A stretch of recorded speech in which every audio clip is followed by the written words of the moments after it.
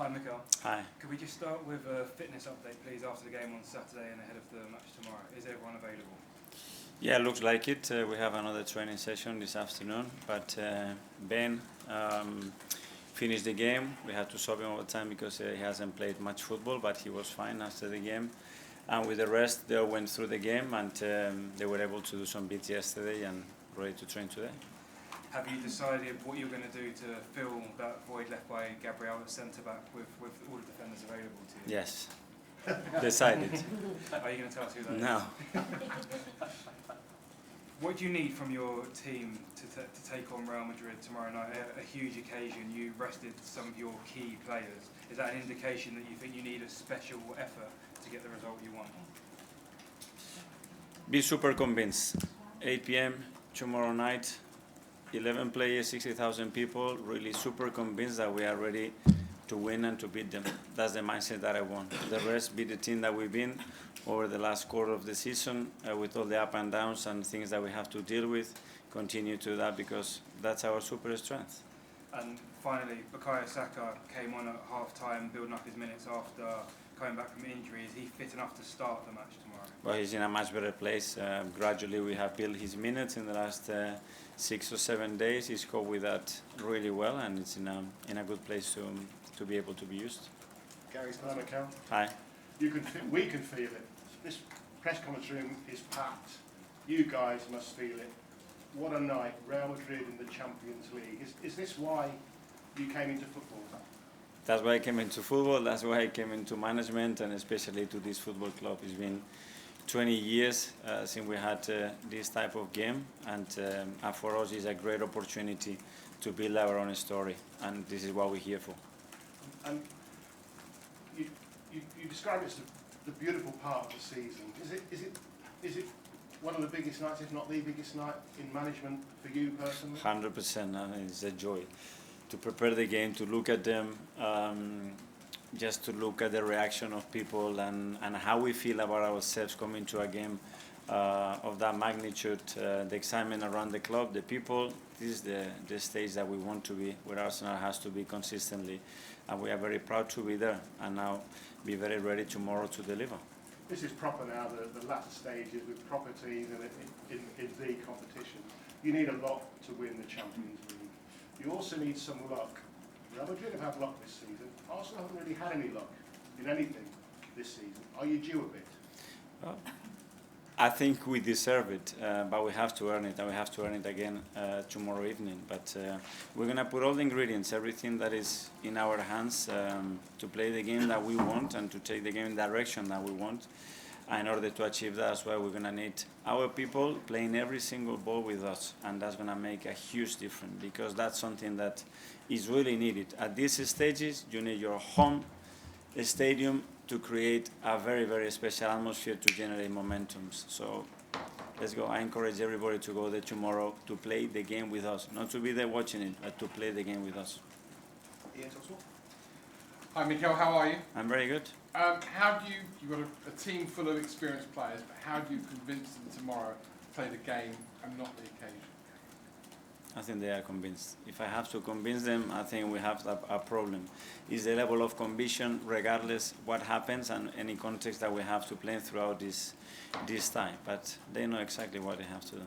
When you're playing a team with so many household names, but your team's also got household names, how much do you try and impress upon your players? Don't worry about who's in the white shirt opposite you. Don't worry that it's Mbappe or Bellingham or whoever, Vinicius Junior or whoever. Just worry about yourselves and show them how good you are.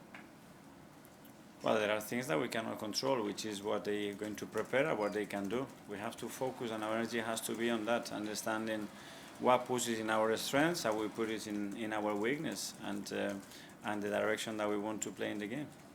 Finally, from me, obviously 2 legs, so this is the first half. Second half is away.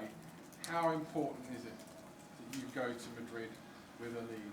I mean, tomorrow you don't want to lose, obviously, but how important is it you actually win tomorrow and win well so you're set up for the second half? Very important, but it will be just the first legs, as you mentioned. So obviously the intention of the team is very clear. What we want to achieve tomorrow, and we're going to go for it. That's okay. August 2021, Martin Odegaard committed to a long-term contract with Arsenal after a loan spell with Real Madrid. How important has he been to shaping Mikel Arteta's mentality and leading your team through this period? Well, I think it's very important for the football club because we recruited a player that fits every quality to deliver performances and the demands that we want, and then the person that is an exceptional representative of the values of this football club, our history, and obviously pivotal from where we were to where we are, the role that he's played and how much he has contributed to be playing where we are at the moment. You grew up through La Masia, the Basque region where you come from. Is this the key test for you? Is this one of the biggest matches of your coaching career, the mantle of Real Madrid? Well, it is one of the most special things. I mean, it's a competition that we're waiting for many, many years. The fact that we've only been twice at this stage in 15 years with the size of Arsenal Football Club tells you the difficulty of that. And we're going to, as I said, create our own story and go even further. And tomorrow is a beautiful opportunity to all of us. Hi Miguel. Wanted to ask you about Jurriën Timber. Is he fit enough to start? And you've placed him in so many different positions this season. What does it say about him as a player, and how great is it for you that he is so multifunctional? Incredible. I mean, probably nobody realized the player that we signed till he stepped through that door and started to show every quality that he has on the human side again, because he's a leader. He had a really tough start, having a really difficult injury, almost a year out, and then to do what he's been doing this season is just remarkable. As you mentioned, different position with different demands, always so consistent, and hopefully tomorrow he will be in the best condition to play the game. Thank you. Miguel, does an attack with Mbappe, Vinicius, Rodrigo, Bellingham demand a special plan, or one of the best defences in Europe that you have is already for this battle? Yeah, for sure. I mean, with the individual quality that they have, especially when you put them in certain situations, you know the danger that you are facing. But that's the stages. I mean, it doesn't get much bigger than that. That's why consistently they've been doing what they've been doing in this competition, is that they can create those moments. And when it comes to the biggest stage, individual performance, play can decide the games, are critical for your success. And obviously something that we have to prevent for sure. James Athletic. Hi Mikel, you Hi. mentioned how there maybe hasn't been a game like this for 20 years for Arsenal. Well, 20 years ago Arsenal played Real Madrid in the Champions League 2006. There were some similar circumstances, a lot of injuries for Arsenal at that time, a lot of unusual defence in some respects. Does that game serve as a reference for you at all, and can it be an inspiration for your players tomorrow night? Well, it's an inspiration for sure, because as well that generation, what they achieved is what we want to achieve, certainly. Very different, 20 years, a long time in football, very different context. But the history is that, unfortunately, it's too far to be very relative to the situation that we are in. But there are things to take from there and be inspired for sure. And for yourself, as a Spaniard, does this fixture have like a special significance for you? Your history, of course, with Barcelona as well. I mean, it must mean a lot to you. It does mean, obviously, and it's a club that has set new standards in world football. That's what they've done it more than anybody else. So that's an inspiration from any manager, any club. This is where we want to be. This is where we want to belong. And these opportunities have to be taken in order to go in that direction. James, ESPN. Hi, Mikel. Hi. Obviously, last season was the first time in, I think it was 14 years, that you got to the Champions League quarter-finals. How do you think the team's developed since then? Do you think they're in a better place sort of mentally to cope with the pressure of this kind of game now? I think we are, and you know, building those experiences is something necessary. That's why I said that we have to build our own story, because, as you said, there is a massive gap there of so many years when nothing has happened in this football club in relation to European competitions, and we need to change that, and we need to change that quickly. Do you think when you sort of look back on that Bayern tie, do you feel the team didn't maybe express themselves as they could have done because of the occasion, and that they will learn from that this time? Especially moments in the second leg, because there were moments in the first leg, especially in the first half, where we absolutely had them, and we have to utilize those moments, be ruthless, and you have to put the game to bed, and we didn't. And on top of that, we gave them 2 goals, and we make life much more difficult for us on the return leg in Munich. Okay, guys, we'll take 2 more questions in English before we move to Spanish questions. First, go to Simon. Mikel, Hi. just on Real Madrid, they have this sort of aura in the Champions League around pedigree, being able to win games. How psychologically do you prepare the players for that and not have them looking at this team who sort of can pull off miracles when they're down and out? But that's the history, and they have earned that, you know. That's because the mindset that they have. So you can't ignore that. That's a fact. I don't want to be talking about it because we all know about it. So let's talk about what we have to build and what we have to do and how we can feel inspired as well from these occasions. And just as well look at what we do and the fact that they haven't been successful all the time because it's impossible. So from 20 times, maybe you win 5. That means that you haven't won the rest of the 15. So it's very difficult to do it. And we're in a position that we have competed against any team in the last 2 years that we have faced. So we can do it again. Okay, Tom, football London.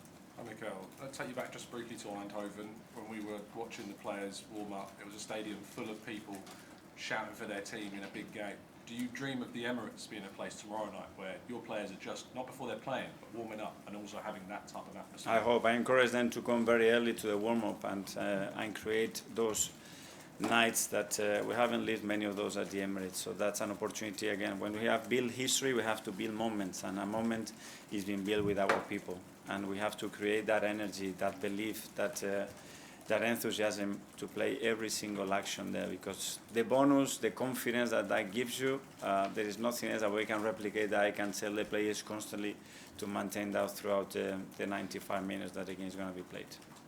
Okay, we'll now take some questions in Spanish, so have your headsets for the translation. We'll kick off with Juan from Moca. ¿Qué tal, Mikel? Se está hablando mucho del balón parado en esta eliminatoria. ¿Crees que puede ser, teniendo en cuenta que vosotros sois muy buenos en el balón parado y ellos quizás, el Real Madrid está encajando demasiados este año? ¿Crees que puede ser un elemento definitorio en esta eliminatoria? En las eliminatorias de estas o te vas, el balón parado normalmente es el 33% de los goles que se marcan, con lo cual no para nosotros sino para todos suele ser definitorio y es un arma para nosotros, pero ellos también, porque por ejemplo contra Valencia hicieron un gol a balón parado, encajaron uno y metieron uno. También me gustaría que ponderaras un poco la figura de Carleto, que es una referencia, ¿no?, en los banquillos, en la historia del fútbol.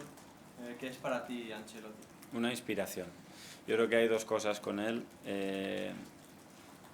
Creo que es el entrenador con una historia, con la historia probablemente más bonita de todos, porque ha sido capaz de hacer lo suyo grande, ganar, y aparte de una manera muy particular.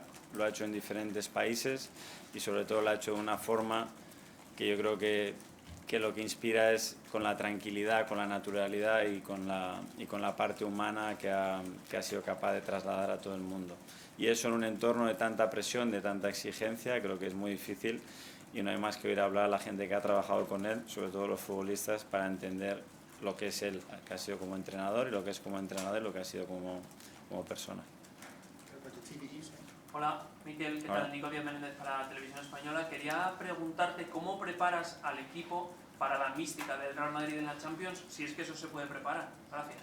Eso es parte de su historia, no de la nuestra. Nosotros tenemos que crear la nuestra, entendiendo cuáles son las calidades de nuestro oponente, que son muchas y lo han demostrado muchas veces, y enfocarnos sobre todo en cuáles son las nuestras y que les pueden hacer mucho daño a las debilidades que ellos tienen, que las tienen, y el partido irá por ahí.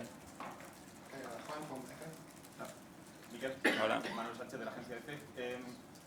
El Madrid perdió el fin de semana contra el Valencia, se quitó al equipo, se quitó a jugadores como Vinicius. ¿Es más peligroso enfrentarse al Madrid en un momento así, en el que tienen que reivindicarse, en el que van a estar heridos? Yo cuando analizo al Madrid al final lo analizo en el contexto que nos vamos a encontrar y cómo se suelen comportar cuando llegan estos momentos. Y lo demás no lo sabemos. Si nos beneficia, perfecto, será una cosa que nos ayude, pero como no lo podemos controlar, esperar siempre al mejor rival en las condiciones más difíciles y encararlo desde ese punto de vista. Y todo lo que venga después pues nos ayudará. Hola, Mikel. Comentaba Mikel Merino hace estos días que si no eres el mejor, eres uno de los mejores entrenadores del mundo. En Inglaterra llevas construyendo el proyecto del Arsenal durante muchos años y se sabe de tu trayectoria y lo que estás haciendo. Quizá en España tu figura no es tan conocida. No sé si el tener menos o que seas menos mediático en España de cara a esta eliminatoria podría favorecerte en este caso? Ojalá, a ver, es normal, llevo 24 años en Inglaterra y en este país jugando y como entrenador, y es normal que eso ocurra, pero si nos tiene que ayudar, pues que nos ayude. Hola Mikel, Hola. mañana juega contra Madrid, que sabemos que han ganado la Champions League 15 veces. ¿Cómo se prepara el equipo, tanto mental como físicamente, para un partido de esta magnitud? Primero con muchísima ilusión y con mucho convencimiento. Esto no va de creer que lo podemos hacer, esto es de estar convencidísimo de que lo vamos a hacer. Y darles argumentos para eso. Y que lo vean, que se lo sientan, y luego a partir de mañana a las 8, momento de con nuestra gente hacerlo.